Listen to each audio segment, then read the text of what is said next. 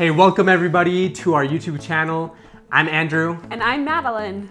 Today we have a special video. As gardening time is coming, we are gonna be talking about how to start a garden on a budget. And specifically, we have 3 areas that we wanna focus on how to reduce that cost so that you can get your garden started. Growing up, both Andrew and I had families that had gardens outside, and we really fell in love with the fresh produce and just kind of the funness of, planting that seed and then seeing it grow. And so every year since we've been married, we've decided to also have a garden of our own, and we've found tips and tricks every year. We keep learning so that it's practical to have an amazing garden on a budget. So let's dive in.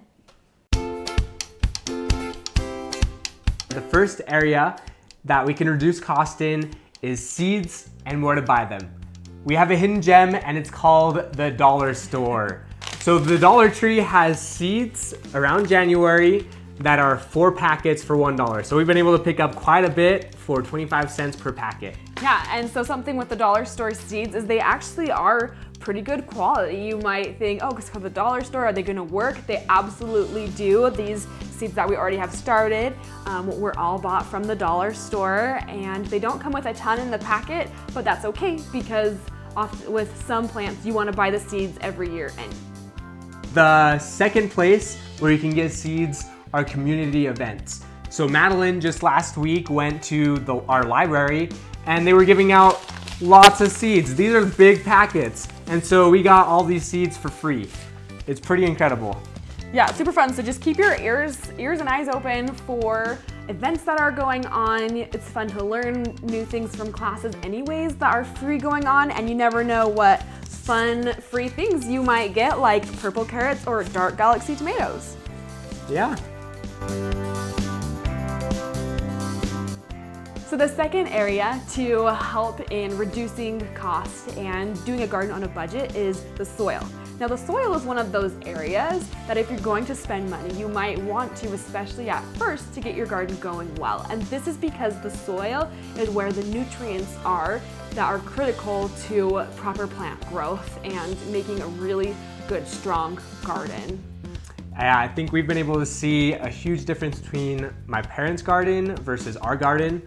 My parents have put 25 years into just putting nutrients into the soil, switching things up, and ours is just, we're starting fresh, and theirs turn out so luscious, so great, and that's because it has the nutrients that it needs. So it is very important. Right, and so when you're starting off, get something you can do like a seed starting mix that you can mix in, and then later you can still transplant it into your regular dirt. And then we've also found this year we tried the peat pellets, and Andrew will tell you just a little bit about them. They were kind of a new fun thing that we tried this year. Yeah, so these are really cool. You can get 36 of them for around $4. These ones are the small ones, but basically you put them in the bottom of a container, you fill it up with water, you put your seeds in, and it is amazing for starting our seeds. We've tried before just planting seeds in like cups and other things like that, but we found that, like when we've used these, that they come up a lot faster, and it was really fun to see. Yeah, so this is what a peat pellet looks like when it's been expanded with water, and you just put the little seed in there and you can wait for it to grow. And if you have some of the bigger plants that will have bigger roots, you don't want to keep it in these small ones.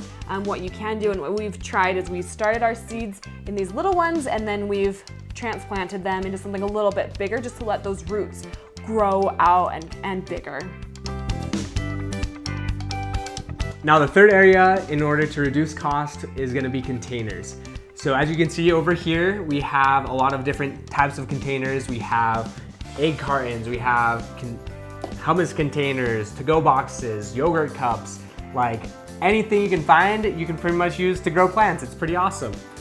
Yeah, and something that's kind of fun with egg cartons, if you have kids, you can get stickers, markers, they can label them, make them their own, and that's just a really fun activity that you can do.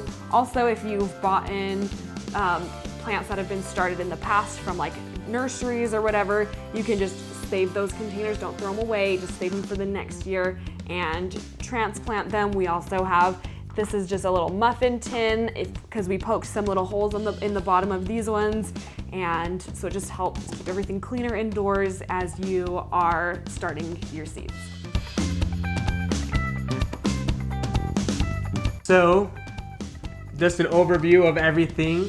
There's the 3 areas in order to reduce cost. We have places to buy seeds or get seeds for free. And so if you're gonna buy them, that's gonna be 25 cents, or for free if you're gonna get them. We have our dirt solution over here, which this is $5 for a bag of dirt. Also around $4 for 36 pellets. And last, containers. Just reuse them, so that's free. Awesome, thanks so much for joining us today, and we look forward to seeing pictures of your garden.